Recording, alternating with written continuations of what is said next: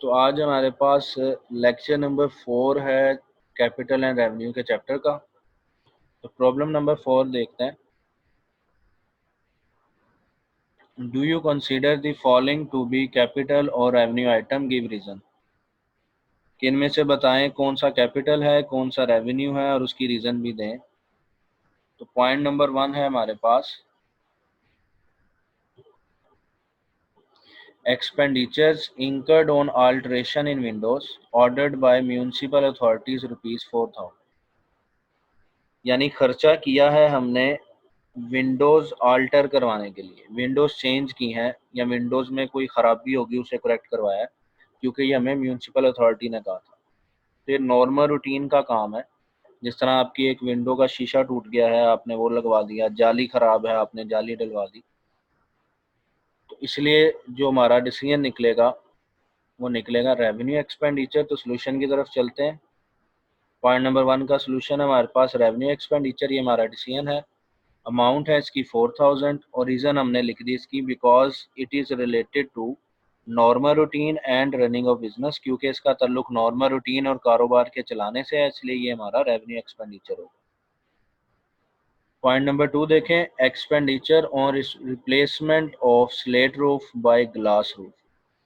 यानी आपने छत चेंज कर दी, पहले आपके पास स्लेट रूफ थी यानी टीन की छत डाली हुई थी आपने, अब आपने वो चेंज करके शीशे की छत लगवा ली है। इट मीन्स कि आपकी बिल्डिंग की अब वैल्यू सिग्निफिकेंटली इंक्रीज हो जाएगी। तो जब किसी एसेट की वैल्यू इंक्रीज हो जाती है, फिक्स एसेट की वैल्यू, जिससे यहाँ पे बिल्डिंग की वैल्यू चेंज हो जाएगी, तो ऐसे खर्चे हमारे कैपिटल एक्सपेंडिचर हो जाते हैं। तो पॉइंट नंबर 2 का सोल्यूशन देखें। डिसीजन है हमारा कैपिटल एक्सपेंडिचर, अमाउंट है 3 लाख और रीजन हमने लिख दी because it will increase the value of fix asset that is building, क्योंकि फिक्स एसेट की वैल्यू यानी बिल्डिंग की वैल्यू को बढ़ा देगा, इसलिए ये हमारा कैपिटल एक्सपेंडिचर होगा। पॉइंट नंबर 3 है हमारे पास research and experimental expense to introduce the new product. जब हमने कैपिटल रेवेन्यू का लेक्चर नंबर 2 पढ़ा था तो उसमें हमने डिस्कस किया था कुछ ऐसे खर्चे होते हैं जो लगते तो नॉर्मल रूटीन के हैं, यानी नॉर्मल रूटीन में भी वो खर्चे किए जा रहे होते हैं, लेकिन उनका जो बेनिफिट है और उनकी जो लाइफ है वो 1 साल से ज़्यादा होती है। तो ऐसे खर्चों को फिर हमने कहा था जिनमें कुछ खसूसियात कैपिटल नेचर की हों और कुछ खसूसियात रेवेन्यू नेचर की हो, तो ऐसे एक्सपेंसेस को फिर हम कह देते हैं डेफर्ड रेवेन्यू एक्सपेंडिचर, जिसमें हमने 3 4 5 एग्जांपल्स भी पढ़ी थी। जिस तरह रिसर्च कर देना किसी न्यू प्रोडक्ट की, एडवर्टाइजिंग करना न्यू प्रोडक्ट की, प्रीलिमिनरी एक्सपेंस करना। प्रीलिमिनरी एक्सपेंस होते हैं जो कंपनी के बनाने से, रजिस्टर करवाने से भी पहले के खर्चे होते हैं। इसी तरह प्रोटोटाइप्स यानी सैंपल जब आप बनाते हैं उनका खर्चा। तो इस तरह के जो एक्सपेंसेस हैं ट्रायल प्रोडक्शन के, जो न्यू प्रोडक्ट्स पर कर रहे होते हैं, ये डेफर्ड रेवेन्यू नेचर के होते हैं, क्योंकि इनमें कुछ खसूसियात जो हैं वो रेवेन्यू नेचर वाली होती हैं और कुछ कैपिटल वाली होती हैं। तो पॉइंट नंबर 3 भी हमारे पास डेफर्ड रेवेन्यू एक्सपेंडिचर है, क्योंकि रिसर्च एंड एक्सपेरिमेंटल एक्सपेंस हम कर रहे हैं न्यू प्रोडक्ट पर, इसलिए डेफर्ड रेवेन्यू एक्सपेंडिचर बनेगा। तो पॉइंट नंबर 3 देखें, सोल्यूशन है इसका डेफर्ड रेवेन्यू एक्सपेंडिचर, अमाउंट है इसकी 10,000 और रीज़न हमने लिख दी because it is heavy expenditure of normal nature, क्योंकि एक्सपेंडिचर है नॉर्मल नेचर का, which benefit the business for a long period, जो कारोबार को एक लंबे अरसे तक बेनिफिट देता रहेगा। तो इसमें नॉर्मल नेचर वाली बात रेवेन्यू एक्सपेंडिचर वाली है और लॉन्ग पीरियड वाली बात कैपिटल एक्सपेंडिचर वाली है, इसलिए हम इसे कहेंगे डेफर्ड रेवेन्यू एक्सपेंडिचर है। पॉइंट नंबर 4 देखते हैं, preliminary expenses paid in the formation of company. ये भी मैंने अभी आपको बता दिया कि प्रीलिमिनरी जो एक्सपेंस हैं ये भी डेफर्ड रेवेन्यू एक्सपेंडिचर होते हैं। तो पॉइंट नंबर 4 का सोल्यूशन भी आ जाएगा हमारे पास डेफर्ड रेवेन्यू एक्सपेंडिचर, ये हमारा डिसीजन आ गया। अमाउंट है इसकी 1,20,000 और रीज़न हम लिखेंगे because it is heavy expenditure of normal nature which benefit the business for a long period, यानी वही रीज़न आपने रिपीट कर देनी है। पॉइंट नंबर 5 है हमारे पास heavy advertisement expense paid to introduce a new product in the market. फिर से ये भी डेफर्ड रेवेन्यू एक्सपेंडिचर बनेगा, क्योंकि न्यू प्रोडक्ट पर हम हैवी एडवर्टाइजिंग का एक्सपेंस कर रहे हैं। तो एडवर्टाइजिंग करना नॉर्मल नेचर का काम है, लेकिन क्योंकि न्यू प्रोडक्ट की कर रहे हैं तो इसका फ़ायदा तब तक रहेगा जब तक ये हमारी प्रोडक्ट सालों साल सेल होती रहेगी। तो ये भी हमारे पास बन जाएगा deferred revenue expenditure.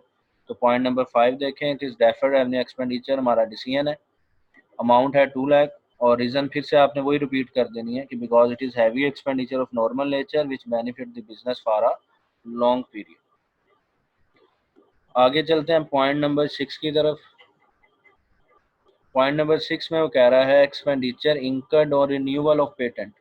Patent renew करवाया है। पेटेंट एक्चुअली क्या होता है, अगर आप किसी से कोई प्रोडक्ट का फार्मूला या कोई मेडिसिन का फार्मूला यूज़ कर रहे हैं, उसका लाइसेंस आप यूज़ कर रहे हैं, यानी उसकी प्रोडक्शन आप कर रहे हैं, है वो किसी और के नाम पर, लेकिन आपने उससे पेटेंट ले लिया हुआ है, वो राइट लेके आप यूज़ कर रहे हैं, तो उसको रिन्यू करवाया गया है। तो ये नॉर्मली जो पेटेंट दिया जाता है, इसको हमें बार बार रिन्यू करवाना पड़ता है, क्योंकि हम किसी को भी ये पेटेंट का राइट एक लंबे अरसे के लिए नहीं देते। इसलिए जो है ये रेवेन्यू एक्सपेंडिचर बनेगा, क्योंकि ये एक से ज़्यादा दफ़ा रिपीट करना पड़ता है। तो हमने पढ़ा था ऐसे एक्सपेंसेस जो रिपीट किए जाएँ, बार बार किए जा रहे हों, वो रेवेन्यू नेचर के होते हैं। तो क्योंकि अभी पेटेंट रिन्यू करवाने के खर्चे की बात हो रही है, इसलिए पॉइंट नंबर 6 का सोल्यूशन देखें। इट इज़ रेवेन्यू एक्सपेंडिचर, ये हमारा डिसीजन है। अमाउंट हमने लिख दी इसकी 5000 और रीज़न हमने इसकी लिख दी because it is repeated and recurring in nature, क्योंकि नेचर वाइज बार बार किया जाता है, इसलिए ये हमारा रेवेन्यू एक्सपेंडिचर होगा। पॉइंट नंबर 7 है legal expenses incurred in an income tax appeal. Income tax की अपील की थी, यानी टैक्स में कोई केस आपने किया और उस पर आपका खर्चा हो रहा है, तो ये भी नॉर्मल बिजनेस रूटीन का एक्सपेंस है, इसलिए ये भी रेवेन्यू एक्सपेंडिचर बनेगा। तो पॉइंट नंबर 7 का सोल्यूशन देखते हैं। It is revenue expenditure, amount है 5000 और रीज़न हमने इसकी लिख दी because it is related to normal routine and running of business. Point number 8 है furniture of worth ₹10,000 is lost due to fire. देखिए फर्नीचर था 10,000 रुपये का, जो आग लगने की वजह से ज़ाया हो गया। अब पॉइंट में उसने क्लियरली मेंशन कर दिया लॉस्ट है, it means furniture fix asset है, तो हमारा डिसीजन बनेगा फर्नीचर की वजह से कैपिटल। लेकिन अब हम इसे कैपिटल एक्सपेंडिचर नहीं कहेंगे बल्कि कैपिटल लॉस कहेंगे, क्योंकि अब ये खर्चा नहीं हुआ बल्कि नुकसान हो गया। तो सोल्यूशन देखते हैं इसका।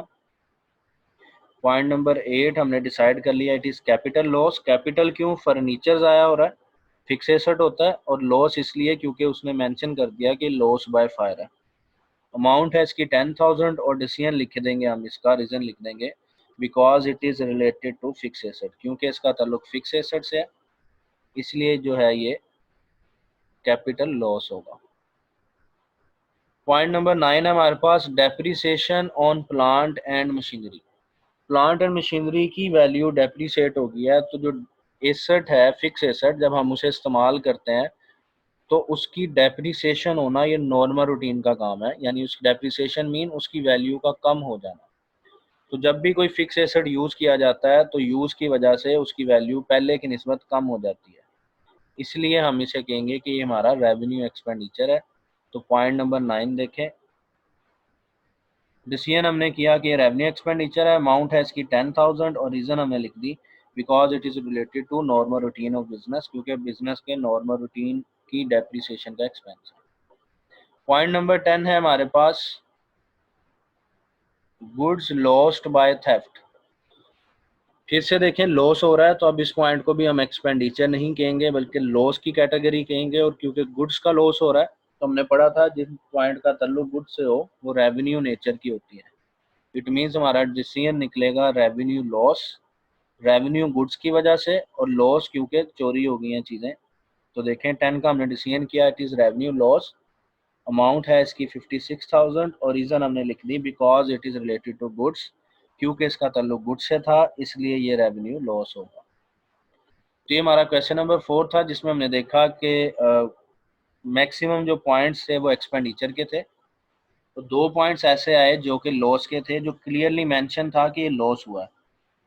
इसके अलावा एक्सपेंडिचर और लॉस के अलावा भी मज़ीद पॉइंट्स हो सकते हैं, तो उनको डिस्कस कर लेते हैं। जिस तरह देखें मैंने यहाँ पे लिस्ट एक मेंशन कर दी है कि जो कैपिटल है और रेवेन्यू नेचर है, ये एक्सपेंडिचर के नेचर के भी हो सकते हैं, रिसिप्ट के भी हो सकते हैं, प्रॉफिट्स भी हो सकते हैं और लॉसेस भी हो सकते हैं।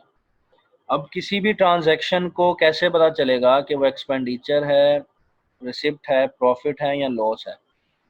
देखें एक्सपेंडिचर की तो हमने काफ़ी सारी प्रैक्टिस कर ली, जिसमें हमने देखा ये वर्डिंग मेंशन होती है जो मैंने आगे ब्रैकेट में लिख दिया। जिस तरह देखें कोस्ट कहता है तो हम कहते हैं ये पॉइंट एक्सपेंडिचर का है, चार्जेस कहता है तब भी पॉइंट एक्सपेंडिचर का है, परचेज कह दे या पे कह दे, क्योंकि ये तमाम वो बातें हैं जिन पर पैसे हमारे पास से जाते हैं, इसलिए हम कहते हैं ये एक्सपेंडिचर है। लेकिन अगर पैसे हमारे पास आए तो फिर हम कहेंगे कि वो पॉइंट एक्सपेंडिचर का नहीं है बल्कि रिसिप्ट का। तो देखें रिसिप्ट की निशानियाँ रिसिप्ट के आगे ब्रैकेट में मेंशन कर दी हैं कि अगर पॉइंट सेल लिखा हो, यानी जब भी हम कोई चीज़ सेल करते हैं तो उसके पैसे हमारे पास आते हैं, इसलिए ऐसे पॉइंट को हमने एक्सपेंडिचर नहीं कहना बल्कि रिसिप्ट कहना। इसी तरह कोई अमाउंट हम रिसीव कर लें तो वो भी हमारे पास रिसिप्ट की कैटेगरी में आ जाएगा। प्रॉफिट एंड लॉस कब होगा?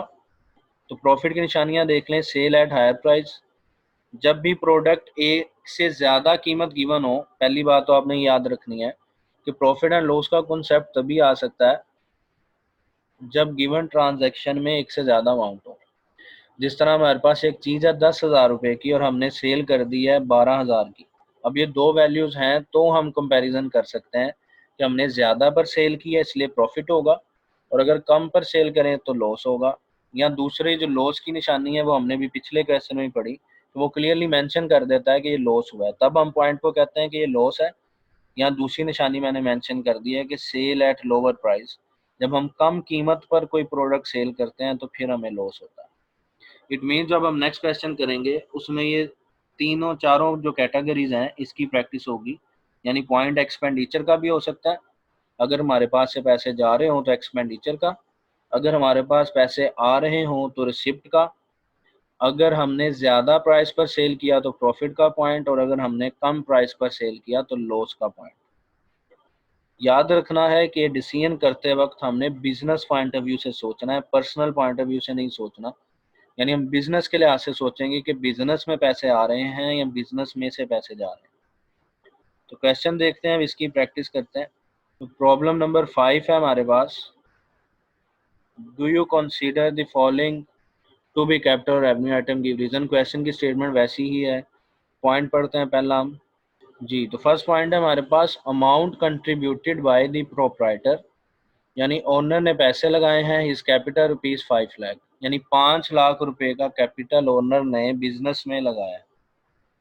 इट मीन्स अगर हम बिजनेस पॉइंट ऑफ व्यू से सोचें तो बिजनेस में 5 लाख रुपए आ रहे हैं। तो क्योंकि कैपिटल लगाया जा रहा है तो हमारा स्ट्रेट डिसीजन है कि कैपिटल का पॉइंट होगा, लेकिन ये कैपिटल एक्सपेंडिचर अब नहीं बनेगा बल्कि कैपिटल रिसिप्ट बनेगा, क्योंकि बिजनेस में पैसे आ रहे हैं। तो देखें पॉइंट नंबर 1, कैपिटल रिसिप्ट है, अमाउंट है 5 लाख, और रीज़न आ जाएगी हमारे पास because it is related to initiation of business, क्योंकि इसका ताल्लुक कारोबार शुरू करने से है। तो कारोबार शुरू करते वक्त जो पैसे होते हैं हम उन्हें कैपिटल कहते हैं, और क्योंकि पैसे आ रहे हैं तो हम इसे रिसिप्ट कहेंगे। तो हमारा पहला पॉइंट बन गया कैपिटल रिसिप्ट। पॉइंट नंबर 2 देखते हैं, amount realise from sale of old furniture ₹2 lakh. पुराना फर्नीचर था जो हमने बेच दिया और पैसे रियलाइज हो गए, यानी पैसे हमें मिल गए।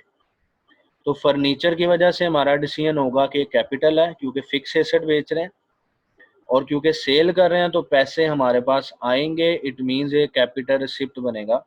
तो पॉइंट नंबर 2 का डिसीजन देखते हैं। नेचर हमने लिख दी है कैपिटल रिसिप्ट है, अमाउंट है 2 लाख, और रीज़न हमने लिख दी because it is related to sale of fix asset, क्योंकि हम फिक्स एसेट बेच रहे हैं इसलिए ये हमारे पास कैपिटल रिसिप्ट बनेगा। नेक्स्ट देखते हैं point number 3, money borrowed from a bank, bank से हमने कर्जा लिया है। तो यहाँ से ही हमारा डिसीजन हो जाना चाहिए कि ये रिसिप्ट का पॉइंट है क्योंकि पैसे हमारे पास आ रहे हैं। अब किस मकसद के लिए लिया है उससे डिसाइड करेंगे कि ये पॉइंट कैपिटल का बनता है या रेवेन्यू का। तो देखें, to acquire fix asset ₹3 lakh, fix asset खरीदने के लिए लिया है तो हमारा कैपिटल का पॉइंट बनेगा, और क्योंकि पैसे आ रहे हैं इसलिए रिसिप्ट बनेगा। तो पॉइंट नंबर 3 देखें, डिसीजन आएगा हमारे पास कैपिटल रिसिप्ट, अमाउंट लिख दी हमने 3 लाख और रीज़न लिख दी because it's life and benefit is for more than 1 year, क्योंकि फिक्स एसेट के लिए कर्जा लिया जा रहा है और उसकी लाइफ 1 साल से ज़्यादा है, इसलिए हमारे पास रीज़न आ जाएगी कैपिटल और रिसिप्ट बनेगी। Point number 4, amount received from debtor, debtor से पैसे लिए हैं, तो क्योंकि पैसे ले रहे हैं इसलिए हमारा डिसीजन बनेगा कि ये रिसिप्ट है। whose account was previously write off as bad ₹500, यानी पूरी लाइन का मतलब ये है कि एक डेटर था जिसको हमने राइट ऑफ कर दिया था एज बैड कि भाई इसके 500 हमें नहीं आने, हमने उसको रिकॉर्ड्स में से ख़त्म कर दिया था कि भाई ये हमारे पैसे डूब गए, 500 रुपये नहीं आने, लेकिन उससे पैसे हमें अब आ गए हैं। तो देखें डेटर की लाइफ क्योंकि 1 साल से कम होती है रिकवरी टाइम पीरियड, तो इसलिए ये हमारे पास बन जाएगा रेवेन्यू और पैसे आ रहे हैं इसलिए रिसिप्ट। तो पॉइंट नंबर 4 का सोल्यूशन देखें। रेवेन्यू रिसिप्ट ये हमने डिसाइड की, अमाउंट है इसकी 500 और जी तो रीज़न इसकी आ जाएगी हमारे पास because it's life and benefit is for less than 1 year, क्योंकि इसका जो बेनिफिट और फ़ायदा है वो 1 साल से कम टाइम पीरियड है, इसलिए ये हमारे पास डिसीजन आ जाएगा रेवेन्यू रिसिप्ट का। जी पॉइंट नंबर 5 देखते हैं। ₹20,000 received from sale of old machinery which had cost ₹12,000। देखें अब इस पॉइंट में दो वैल्यूज हैं और सेल का जिक्र भी है, इट मीन्स अब हम डिसाइड कर सकते हैं इसमें प्रॉफिट एंड लॉस भी होगा। और ये भी याद रखिएगा ज़रूरी नहीं है कि एक ट्रांजैक्शन में आपके पास एक डिसीजन आए, एक से ज़्यादा डिसीजन भी आ सकते हैं। जिस तरह इस पॉइंट में देखें 20,000 हम रिसीव कर रहे हैं, तो क्योंकि 20,000 हम रिसीव कर रहे हैं तो 20,000 से बनेगी हमारे पास रिसिप्ट, जितने पैसे हमारे पास आने हैं। और विच हैड अ कॉस्ट ₹12,000, 12,000 रुपये इसकी कॉस्ट है, यानी 12,000 की चीज़ हमने 20,000 में सेल कर दी, तो 12,000 का हम कुछ नहीं करेंगे क्योंकि ये तब रिकॉर्डिंग में आ चुका होगा जब हमने खरीदी। अब खरीद नहीं रहे, अब वो बता रहा है उसकी वैल्यू कि इसकी वैल्यू 12,000 थी, जिसको बेचा हमने 20,000 का, तो 20,000 से बन जाएगी रिसिप्ट और 8,000 से ये हमारा बन जाएगा प्रॉफिट, क्योंकि 8,000 ज़्यादा का सेल कर दिया हमने, तो 8,000 से हमारा प्रॉफिट बनेगा। इट मीन्स इस पॉइंट में हमारे पास दो डिसीजन निकलेंगे, एक निकलेगा 8,000 से प्रॉफिट और दूसरा निकलेगा 20,000 रुपये से रिसिप्ट। तो पॉइंट नंबर 5 का सोल्यूशन देखते हैं हम।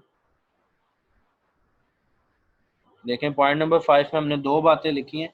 पहली लिखी कैपिटल रिसिप्ट 20,000 से, और फिर हमने लिखी कैपिटल प्रॉफिट 8,000 से। कैपिटल इसलिए क्योंकि मशीनरी था, मशीनरी फिक्स एसेट होता है। रिसिप्ट इसलिए क्योंकि सेल 20,000 की है, तो 20,000 से रिसिप्ट बनेगा और 8,000 का मुनाफा हुआ तो 8,000 से प्रॉफिट बनेगा। रीज़न दोनों पॉइंट की आप एक ही दफ़ा लिखें, नंबरिंग भी एक ही दफ़ा करें। तो रीज़न हमने देखें लिखी because it is related to sale of fix asset, क्योंकि इसका ताल्लुक फिक्स एसेट को बेचने से है, इसलिए जो है ये हमारे पास कैपिटल का डिसीजन बनेगा। आगे देखते हैं point number 6। The motor car whose book value is ₹80,000, motor car थी जिसकी बुक वैल्यू 80,000। ये मैंने पिछले पॉइंट में भी समझा दिया कि बुक वैल्यू या कॉस्ट प्राइस जो ओल्ड प्राइस बता रहे होते हैं उसका हमने डिसीजन नहीं करना होता। तो 80,000 का डिसीजन हम इसमें नहीं करेंगे क्योंकि उसने खुद से बुक वैल्यू पुरानी वैल्यू बताई है। was sold for ₹60,000, 60,000 की सेल कर दी है, इट मीन्स 60,000 रुपीज़ हमारे पास आएंगे, और क्योंकि मोटर कार है तो पॉइंट बनेगा कैपिटल का। तो एक तो डिसीजन आ गया हमारे पास कैपिटल रिसिप्ट 60,000 से, क्योंकि 60,000 की सेल की है तो हमारे पास पैसे भी 60,000 आएंगे। और दूसरा डिसीजन ये थी 80,000 की कार हमने बेच दी है 60,000 की, इट मीन्स 20,000 कम में सेल की है, तो 20,000 से हमारा डिसीजन बनेगा लॉस का। तो इस पॉइंट में भी दो डिसीजन होंगे हमारे पास, एक आ जाएगा कैपिटल रिसिप्ट 60,000 से और एक आ जाएगा हमारे पास कैपिटल लॉस 20,000 से। तो 6 पॉइंट का डिसीजन देखते हैं। सोल्यूशन देखें, कैपिटल रिसिप्ट लिखी हमने 60,000 से क्योंकि 60,000 की सेल की थी, इतने पैसे आएंगे तो 60,000 से रिसिप्ट बनेगी, और 20,000 कम पे सेल की है तो 20,000 से आएगा कैपिटल लॉस। और रीज़न हमने इसकी लिख दी, एक ही दफ़ा दोनों ही कंबाइन रीज़न लिख देनी है, because it is related to sale of fix asset, क्योंकि इसका ताल्लुक फिक्स एसेट के बेचने से है, इसलिए हमारे पास कैपिटल रिसिप्ट और कैपिटल लॉस आएगा। पॉइंट नंबर 7 देखते हैं। Received ₹2 lakh from the sale of shares of the company. Company के शेयर्स बेचकर 2 लाख रुपए आए हैं। तो जो शेयर होते हैं ये कंपनी का कैपिटल होते हैं। इट मीन्स इस पॉइंट का डिसीजन होगा हमारे पास कैपिटल, और क्योंकि सेल कर रहे हैं इट मीन्स हमारे पास पैसे आएंगे, तो ये बनेगा रिसिप्ट। तो पॉइंट नंबर 7 का आंसर देखें, आ जाएगा हमारे पास कैपिटल रिसिप्ट। ये डिसाइड कर लिया हमने, अमाउंट है 2 लाख और रीजन लिख देंगे because it's life and benefit is for more than 1 year. क्योंकि शेयर कंपनी का कैपिटल होता है और कैपिटल का फायदा तब तक रहता है जब तक कंपनी चलेगी, यानी 1 साल से ज्यादा होगा। तो इसलिए हमने डिसीजन किया ये कैपिटल रिसिप्ट है। पॉइंट नंबर 8 देखते हैं। Amount from issue of shares amounted to ₹25,000। Shares issue किए हमने 25,000 रुपये के, उसके पैसे हैं। अभी पिछले पॉइंट में हमने पढ़ा था शेयर सेल किए हैं, अब हम पढ़ रहे हैं शेयर इशू किए हैं। दोनों की सेंस और प्रैक्टिकल मीनिंग सेम ही होता है। शेयर इशू करने का भी मतलब होता है शेयर बेचना, शेयर सेल करना। इट मीन्स इसमें भी 25,000 रुपये हमारे पास आएंगे अगर हम शेयर इशू कर रहे हैं, मीन्स 25,000 हमारे पास आए, तो ये पॉइंट भी बना रिसिप्ट, और क्योंकि शेयर है तो ये पॉइंट भी हमारे पास बना कैपिटल। तो पॉइंट नंबर 8 का डिसीजन देखें, ये भी आ जाएगा हमारे पास कैपिटल रिसिप्ट, अमाउंट 25,000, रीजन इसकी भी वही लिख देंगे because it's life and benefit is for more than 1 year. जी पॉइंट नंबर 9 देखते हैं। Plant and machinery which stood in books at ₹7,50,000। अभी आपको बताया था कि बुक वैल्यू का हमने कुछ नहीं करना होता, क्योंकि बुक वैल्यू का मतलब होता है कि इतने की हमारे रिकॉर्ड में शो हो रही है, ये उसकी ओल्ड वैल्यू है। इट मीन 7,50,000 का हम कुछ नहीं करेंगे इस पॉइंट में। Included a machine eight book value of ₹1,50,000, कहता है उसमें एक मशीन है जिसकी वैल्यू है 1,50,000। तो हमने इन दोनों वैल्यूज का कुछ नहीं करना। 7,50,000 ये वैल्यू है टोटल प्लांट एंड मशीनरी की, और उसमें से एक मशीन है जिसकी वैल्यू है 1,50,000। तो क्योंकि ये दोनों ही बुक वैल्यू हैं तो बुक वैल्यू का हमने डिसीजन नहीं करना होता। आगे बढ़ते हैं।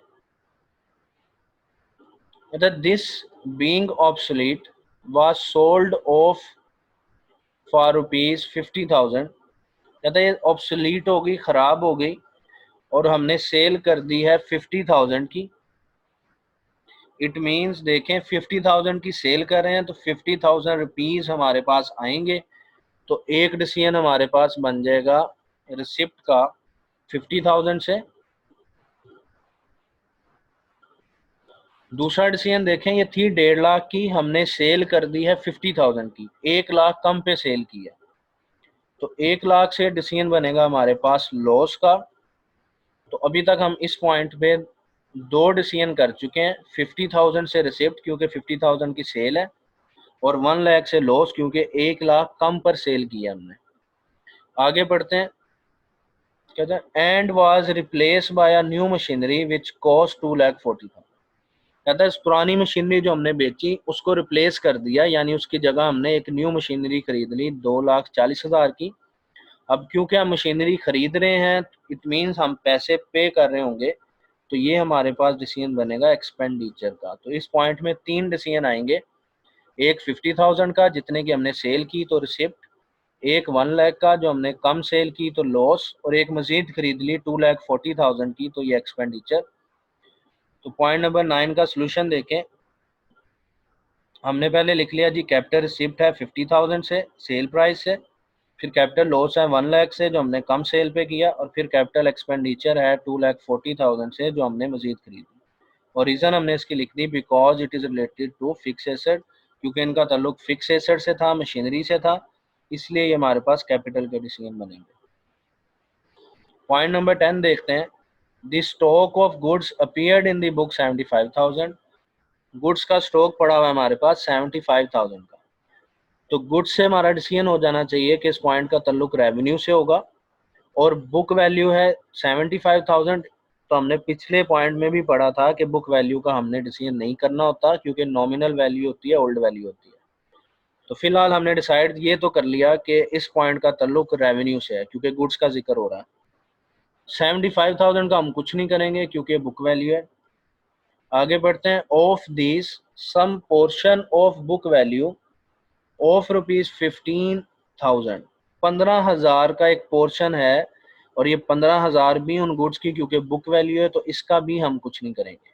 यानी ना हमने 75,000 का कुछ करना है, ना ही हमने 15,000 का कुछ करना है क्योंकि दोनों बुक वैल्यू है। वाज डिस्कार्डेड, अलहदा कर लिया, यानी 75,000 की टोटल गुड्स में से 15,000 रुपए की गुड्स को डिस्कार्ड अलहदा किया एंड सोल्ड ऑफ फॉर ₹16,000, और 16,000 रुपए की उनको सेल कर दिया।